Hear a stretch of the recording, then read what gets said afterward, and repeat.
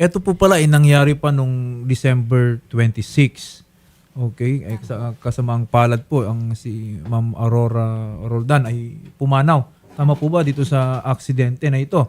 At dahil nga yung involved dito ay isang bus company, I suppose vehicular accident yung nangyari po dito. Ano to?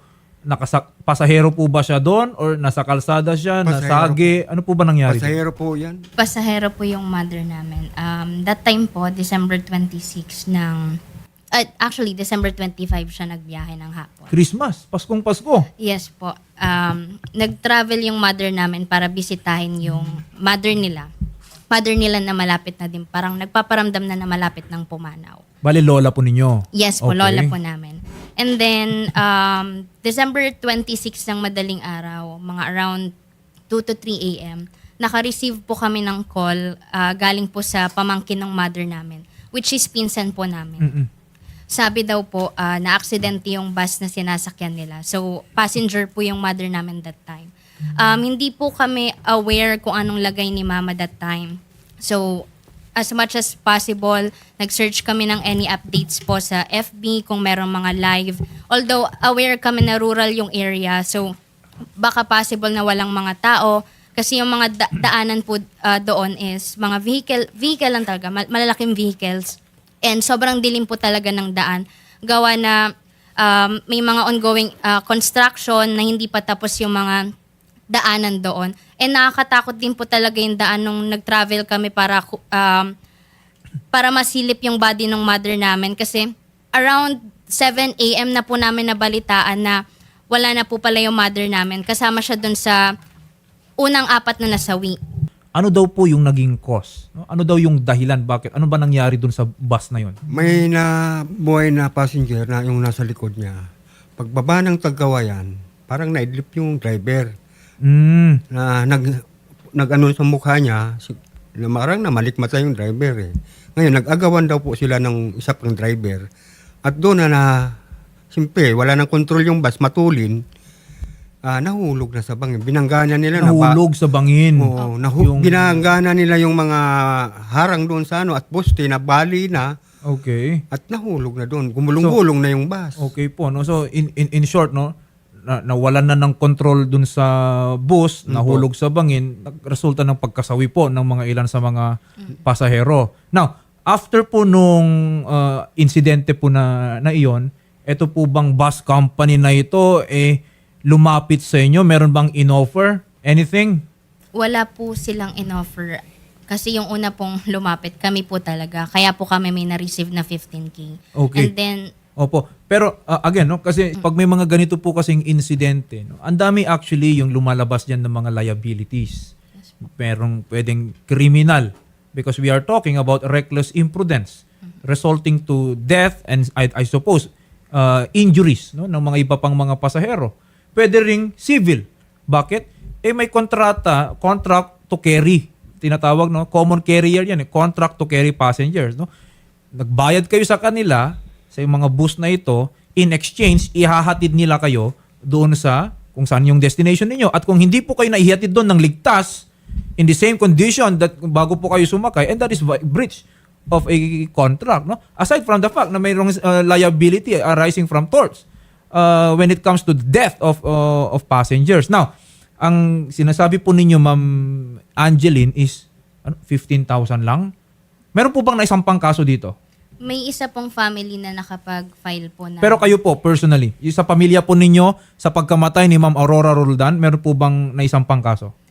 Sa end po namin, mas pinili na lang po namin yung settlement Okay. kesa magkaso po. Oo. No, well, ako naman po, I submit, no? Siyempre, doon sa decision po ng pamilya. Pero if nagkaroon po ng settlement, dapat naman sundin yung settlement na yan. Now, I'd like to ask, no? Kung merong settlement with the bus company, ito po ba ay nailagay sa isang kasulatan man lang? Hindi po siya nailagay sa kasulatan, pero may contact po through email sa legal representative nila na nag-submit kami ng documents na hinihingi nila. Kasi sila na po mismo yung nag-counter offer ng amount. Kami po is waiting po dun sa payment na napag-usapan po namin. Okay. So, sa ngayon po, Ma'am Angeline at Sir Jerry, kasi matagal na to, Shari, nung Pasko pa of last year. Ano na ngayon? May 20. Okay. So, ang sinasabi po ninyo, yung nagkaroon ng settlement pero hindi nasunod? Ganun po ba? Nagkaroon po ng agreement, counter-offer agreement po, both parties. Pero until now, pinag-aantay po nila kami dun sa releasement ng payment. Bakit daw? Ba't inaabot ng ganun katagal? Yung first reason po na natanggap ko from Chris is nagkaroon ng delayed releasement ng payment kasi daw po dahil sa pagtaas ng gas. Yung nangyari pong issue related sa government, sa... Nitong nakaraan? Nitong dahil sa Opo. Iran Opo. crisis? Yes po. Pero yung Iran crisis happened March. Yes First po. day of March. Namatay yung tao December 26. Huwag niyong gamiting rason yung nangyari sa Marso. By the time na nangyari yung Iran conflict, delayed na sila. Baka naman kung may mangyari isa pang panibagong insidente dyan, yun naman ang gamiting... Ganun siguro. So, right now, Ma'am Angeline, hindi kayo sure kung kailan kayo makakatanggap. Opo. Yes At kayo lumalapit ngayon kay Idol. Yes, attorney, maidagdag ko lang po. Kausap na po ng researcher po natin ang legal secretary po ng DLTB Bus Company na si Mr. Christopher Maige. Tomorrow, we will follow up the status of our request for payment sa case nila Mr. Roldan from the accounting department. Tomorrow po natin possible malaman exact date ng releasing. Sasadyain namin sa Quezon City. Thank you po. Pero ayaw po nila mag-live.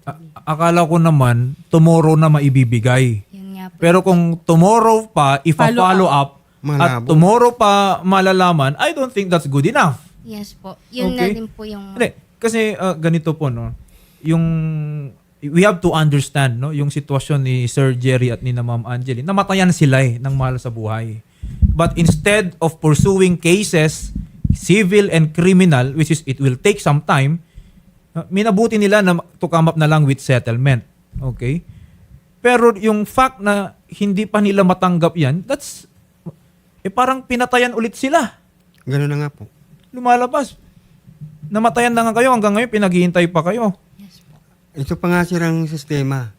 Ang babayaran lang nila yung ginastos namin, nagkabaon-baon kami sa utang. Inutang namin lahat yan. Magkano po yung ba? buhay ng patay, hindi binayaran. Hindi po yan may babalik. At actually, walang Hindi po nila halaga binayaran. Hindi na po nila makaka- binayaran yung buhay ng tao. Kasi Opo. ang hiningi lang nila, yung mga nagastos lang na namin. Sino naman na magagastos? Pinangutang namin yung paglilibingan at saka yung paggasto doon sa mga expense na mga pagburol, pagkain. Ngayon, yun ang hiningi nilang resibo. Yung buhay ng tao, walang bayad. Libre. Yun po. So, ang naging settlement ninyo is, ang babayaran lang po nila sa inyo Actually. are those expenses that you have incurred on account of the death ni Ma'am Aurora Roldan. In short, funeral expenses, burial expenses. Kung sinugod siya sa hospital, hospital cost. Yun lang po yung hinihingi ninyo.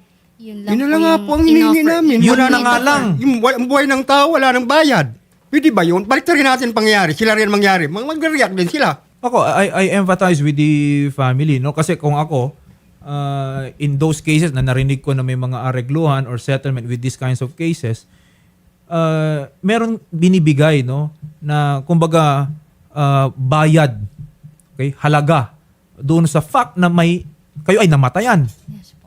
Okay? Kumbaga, sa pamilya po ninyo, merong isang nanay na hindi nyo na makakapiling. Hindi na makakatulong doon sa mga gastusin sa bahay. In short, nawalan kayo ng not only a mother, not only a wife, but even a financial assistance. So, wala na nga yun eh. Wala na nga po yan eh. Ang lumalabas na mahirap na kumpanya ang BLTV.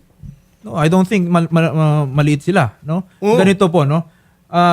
Kasi right now, no, ang binigay lang nila sa atin na update is that tomorrow ipa-follow up. Okay? Pero kasi Ang gusto ko po, 5 buwan na. Eksakto na. Dapat ang haba na. Attorney Paul, no, ilalapit lang po sana namin sa inyo itong isang sitwasyon involving sina Sir Jerry Roldan at ni Ma'am Angeline Roldan. Actually, meron naman na silang naging settlement agreement. It's really more on fulfilling the commitment po nitong bus company involved dito.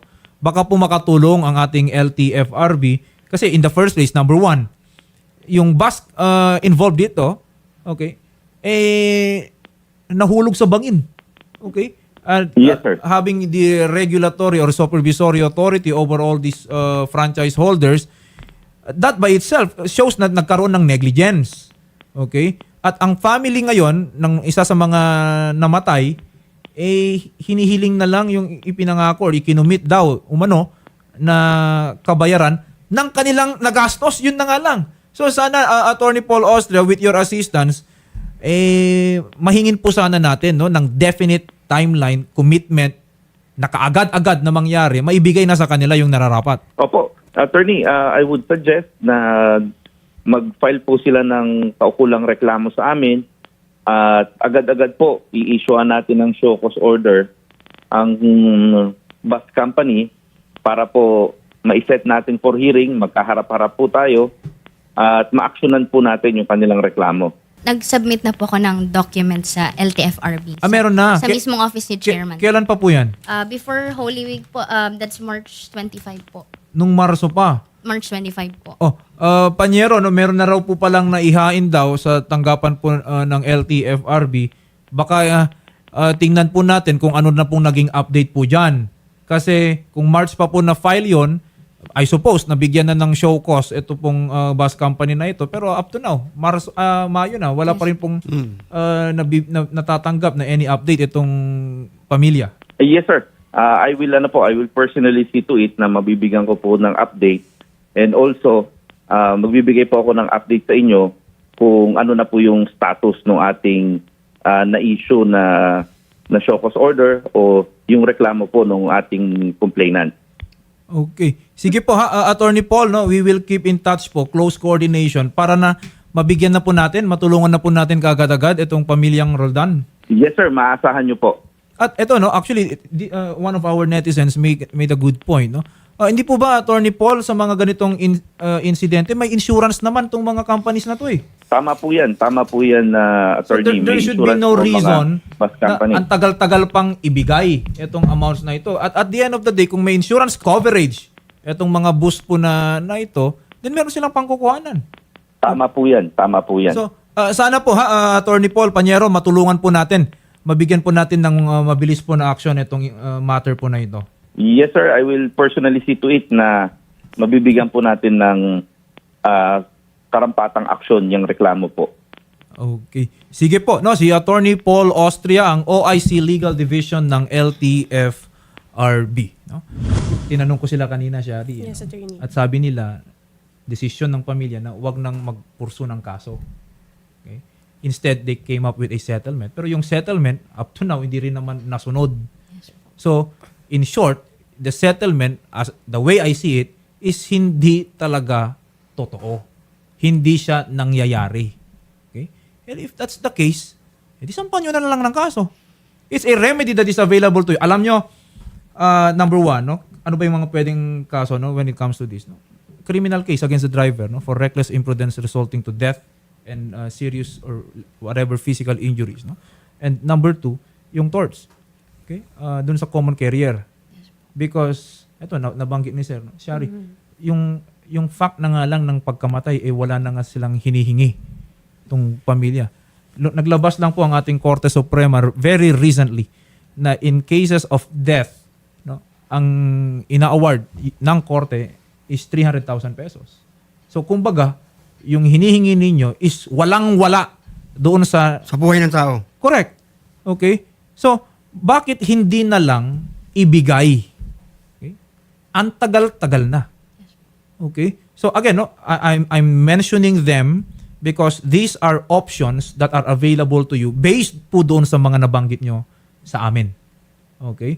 Kasi hindi naman pwedeng maghintay tayo ng hanggang kailan.